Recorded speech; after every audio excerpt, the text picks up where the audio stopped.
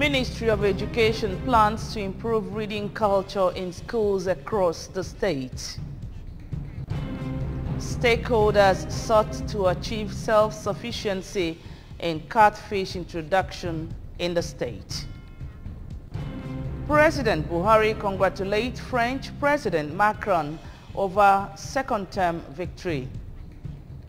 On the foreign scene, India approves 2 COVID vaccines for children under 12. Before the news in detail, here is a special message. Governor Chukwuma Soludo has come for a total turnaround, maintenance of the Anambra State economy, and promotion of core Igbo values. Let's give him maximum support for the task ahead. Good morning and welcome to the news. My name is Nonye Nwokoye. Anambra State Library Board has joined the world to celebrate this year's World Book and Copyright Day. The event held at Professor Kenneth Dike State Central E-Library, Awka, attracted students from primary and secondary schools in Anambra State. Our staff reporter Njideka Okoye covered the celebration and now reports.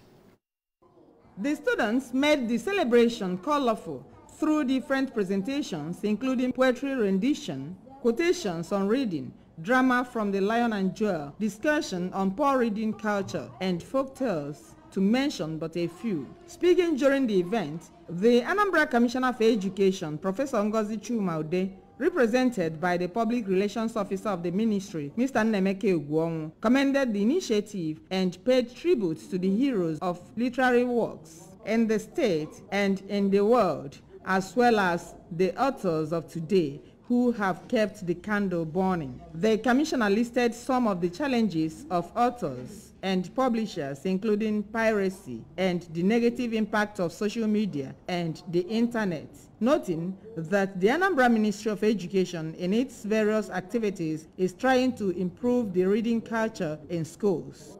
I also want to thank all of you, the authors of today, who has kept the candle burning, who have continued to provide companion to our people in line with this year's theme of the celebration, which is read so you never feel alone. While the Anambra Commissioner for Information and Public Enlightenment, Sir Paul Nwosu, represented by Mr. Emmanuel Ikagwane, charged students to make reading their indispensable companion to widen their scope of knowledge and advised them to practice all they have learned.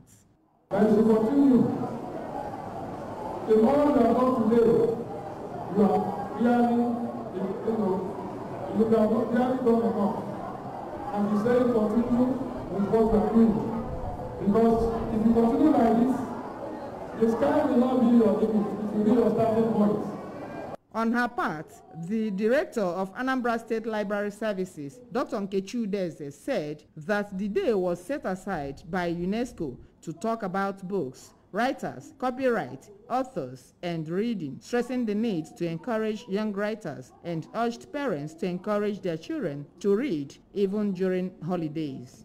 You read to be, that is beyond your horizon. And when you read, you will know so many things. The more you read, the more knowledge you acquire. When you read and read and read, it will become part of you. The keynote speaker and the former HOD, Department of English Language and Literature, UNIZIC, Awka, Professor Jen Ifechelobi, said that reading is a very important aspect of academic pursuit and outlined 4 essential parts of academic to include listening, writing, reading, and the comprehensive part of it, reminding them that when they read, they exercise their comprehensive and analytical abilities. In their separate remarks, one of the discussants, Dr. Paul Ifeanyi, and the chairman on the occasion, Chief Dike Ndulue, said that it is good to commemorate the efforts of great writers who contributed a lot to writing books and literature, especially the father of literature, William Shakespeare, urging the students to form the habit of reading. The theme for the celebration was Read so you never feel alone. In Awka, Njideka Okoye, ABS News. Food and Agriculture Organization of the United Nations has concluded its Fish for ACP validation workshop and value chain task force workshop geared towards improving the economic and social development of the catfish value chain in Nigeria. The event, which took place in Abuja, is a week-long active engagement in the development of a vision statement by stakeholders drawn across Nigeria as one of the outcomes of intensive brainstorming and exchange of ideas and knowledge among others. Our correspondent Chibuzo Obidike completes the report. The vision statement for the catfish industry in Nigeria is to achieve an improved and sustainable catfish value chain by the year 2030. Validation of the presented and discussed functional, economic, environmental, social, and resilience assessment, listing of strategic priorities leading to identification and choice of first activities, ownership of the Fish for ACP project by the stakeholders, and improved engagement among others. The Fish for ACP is implemented by FAO and partners with funding from the European Union and the German Federal Ministry for Economic Cooperation and Development. According to the FAO UN representative and the National Project Officer for Fish for ACP, Dr. Abubakar Usman, this project will assist Nigeria to achieve self-sufficiency in catfish production and also growing exports as demand for fish significantly exceeds domestic production at the moment. The Managing Director and Chief Executive Officer of Anambra State Fisheries and Aquaculture Business Development Agency, Mr. Emeka Iloralo, also noted that the workshop is the first of its kind in catfish propagation in Nigeria, and these outcomes seek to enhance standard and full corporate approach in driving stakeholders and constructive data generation in the catfish industry before the year 2030. Mr. Iloralo pointed out that for sustainable full-time jobs to be created in the catfish value chain, there is a need to structure practical operations according to segments in the value chain, such as table fish production segment, fingerlings, processed fish production, and service marketing sales segments, among others. Recall that a team of the United Nations Food and Agriculture Organization, FAO, last year December visited Anambra State for a 5-day primary data gathering on catfish activities and interacted with actors and stakeholders in the catfish value chain in Anambra State, with the intent to gather primary information and understand the strengths and weaknesses of the industry in the state. And more than 100 persons have benefited from Anyego Foundation's free medical program in the Okohia-Ihiala Council area of the state. The free medical, which took place at the Okohia Primary School, Ihiala Town, Anambra State, attracted the youth, aged and children alike. Chidimma Ikanyango was there and tells us more. Health experts who handle different medical cases ranging from malaria, diabetes, cough, ulcer, arthritis, hypertension, among others, were seen attending to patients who came to receive free treatment from the foundation, while the patients, after being examined, were also given free drugs, free consultation and health talk. In an interview, the founder of Anyego Foundation, Dr. Ifeanyi Harry Jeffrey, noted that the free medical outreach, which is a 2-day event, is targeted at helping mostly the indigent in the community access good health care and follow up on subsequent treatments if need be. The founder, who was represented by a member of the foundation, Prince Ikemefuna Ona, said that the exercise is well thought out and urged the community members to maximize the opportunity. The reaction so far has been so very much positive. So because we don't just usually give treatment and then we leave some of our patients behind. We do follow up to know how far they are faring. We keep on call, and also some cases that are very much complex, because this is just a community outreach program. So we refer to some specialist hospital and they've been taken care of. Sometimes we don't even intervene in terms of payment of such patients' bills. So far so good. The reactions has been so very positive, and people have been, kind of pouring accolades to the founder of Anyego Foundation. Some of the beneficiaries, including Mr. Silvanus Mbakute, Mrs. Celestina Uhuerumba, and Mr. Solomon Nabu, appreciated the Anyego Foundation for their thoughtfulness in making sure that their community partakes from the free Medicare. I think I must spend not less than 5,000 or 6,000 money. I'm very, very happy, and I thank them for what they did. It's a very good job, and for them, they help some people like us that have lost nothing. So that is it. From Ihiala, I am Chidemma Ikanyong reporting for ABS News. And from the national scene, President Muhammadu Buhari has felicitated with French President Emmanuel Macron for winning his second term in office and making history as the only sitting leader of the country to return in 2 decades.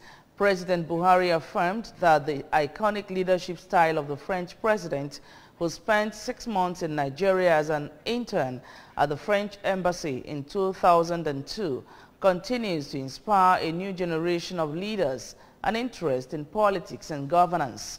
The president noted that warmth and friendliness that has redefined Nigeria-France relations since Macron assumed office in 2017, paying an official visit to Nigeria in 2018 and consistently creating lines for improved ties in economy, culture and security, which has culminated in the France-Nigeria Business Council African Culture Season in 2020 and the France-Africa Summit.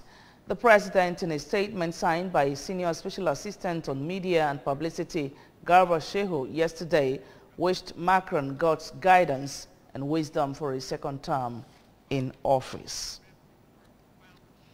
On the foreign scene, India has approved 2 homegrown vaccines for children under the age of 12 amid a slight rise in COVID cases. Indian Health Minister Mansukh Mandaviya said Covaxin, made by Bharat Biotech, has been granted emergency use permission for the 6 to 12 age group. It is already administered to children aged 12 to 18 and adults. 2 other vaccines have also been given emergency approval: Covovax for children aged 5 to 12 and Zydus 2-dose jab for children above 12. Covovax is also currently being administered to children in the 12 to 14 age group. The emergency use nod doesn't mean India will immediately start vaccinating children younger than 12. That can only begin once the National Technical Advisory Group on Immunization gives its green signal. India has so far administered over 1.87 billion doses since it began COVID vaccination in January 2021. The country has recorded a small rise in new COVID cases over the past week, with the capital, Delhi, accounting for almost half of the 2,500 new infections on Tuesday.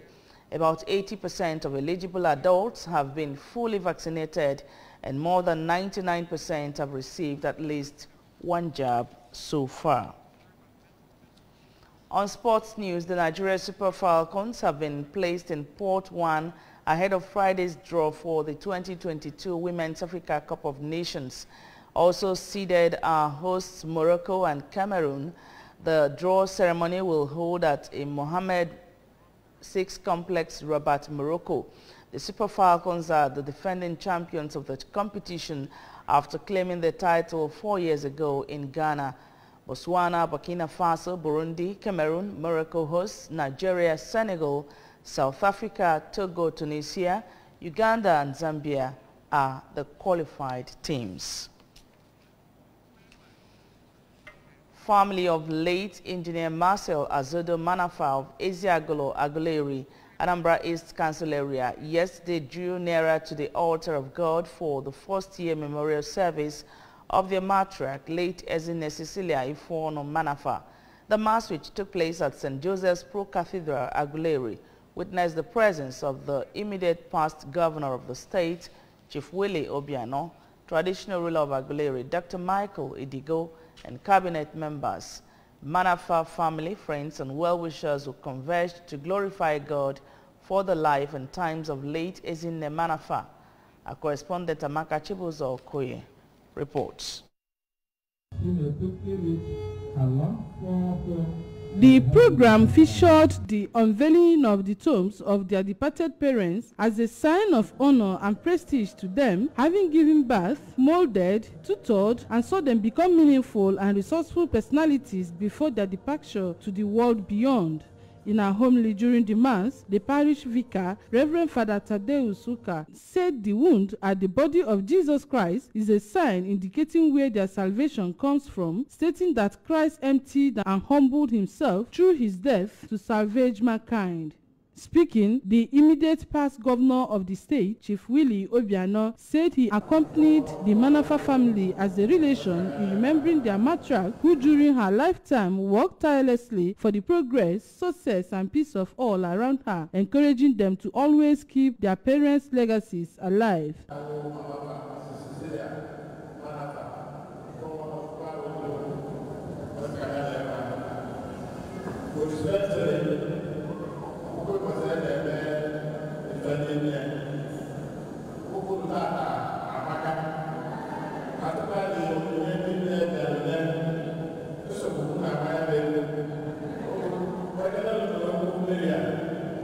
The traditional ruler of Aguleri, Dr. Michael Idigo, went down memory lane on how late Ezinne Manafa, together with his family, raised them, describing her as a generous, kind, and loving mother, noting that her legacies will continue to be upheld, while urging her children to exhibit the sterling qualities of their mom. Very kind woman. I knew her right from the beginning. I actually knew myself from this building. I always want to impart one thing or another to the child. But I love that most in those days because she rescued me from my mother's. The fourth son of the deceased, Mr. Marcel Manafa, said that the memorial service was to pay tribute to the parents, saying that they are special and nice to people, adding that they miss them each day because of the peace, harmony, togetherness, and oneness instilled in them, calling on the siblings to hold on to God and remember their parents in prayers. The demonstration people will have in their lives, so treasured that every single day without them is like something is missing in our body. You know? So it's like we need to really remember them, pay the tribute every single. To have it today, remembrance every day, we do it every day.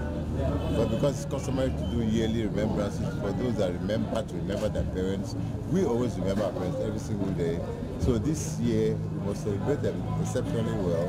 Next year we'll do the same till we all go and meet them one by one.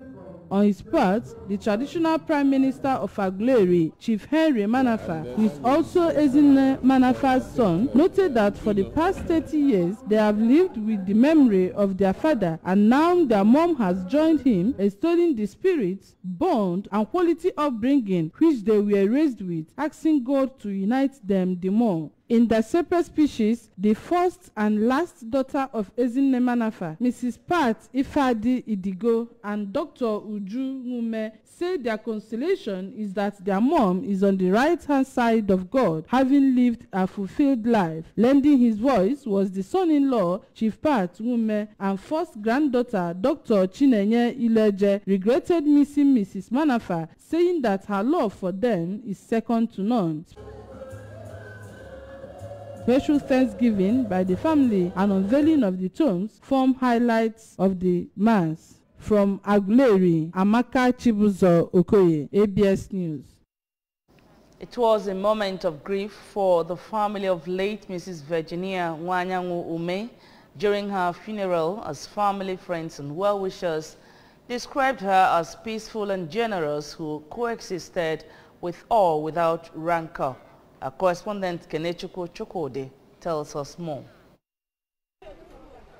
Late Mrs. Virginia Ume, according to her biography, was a hard-working woman who supported her husband immensely in raising their 9 children and was even steadfast in working harder at the demise of her husband. During his sermon at the funeral service held at the departed family compound at Umunze, Orumba South Council area, Mr. Sunday Chibeze of Jehovah's Witness Church reminded mourners of the biblical admonition of living justly, saying that everything one owns in life is left behind, but their good name and deed speak of them. He noted that late Mrs. Virginia was among the foundational members of the church at Umunze and lived life according to the teachings of the Bible as she studied the Bible diligently.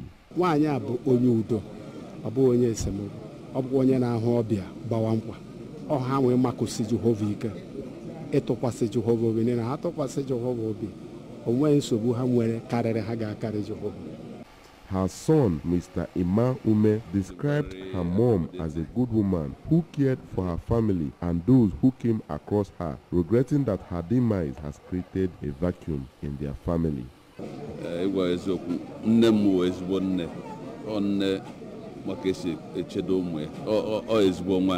Very accommodating. She's a very good mother. Her death, only I here with them like own name. Other children who spoke at the burial, Mrs. Nkechi and Mrs. Chugo Ezenwangwo, remarked that she was a woman without troubles and a peacemaker who loved all, as she will be missed dearly. A brother to the deceased, Mr. Humphrey Nwankwo, Mr. Ejike Ume, and Joseph Okafor, who are relations, described Mrs. Ume as a good woman. Mrs. Ume died at the age of 74, while hymns rendition added color to the funeral ceremony. From Umunze, it's been Kenechukwu Chukwudi for ABS News. Our heart goes out to the family of Ume. May the Lord continue to console you. And that's just about it. But remember, you can follow news and programs on ABS from any part of the world by liking our Facebook page at ABS Radio Television. Subscribe to our YouTube page at ABS Television Oka. Follow us on Instagram at ABS Radio TV. You can log on to our website at www.absradiotv.com. And the main news again. Ministry of Education plans to improve reading culture in schools across the state. Stakeholders sought to achieve self-sufficiency in catfish introduction in the state. President Buhari congratulates French President Macron over second-term victory. India approves 2 COVID vaccines for children under 12. Here is a special message. Governor Chukwuma Soludo has come for a total turnaround, maintenance of the Anambra State economy and promotion of core Igbo values. Let's give him maximum support for the task ahead. And that's the news. Thank you so much for watching. My name is Nonya Nwokoye. Good morning and have a great day.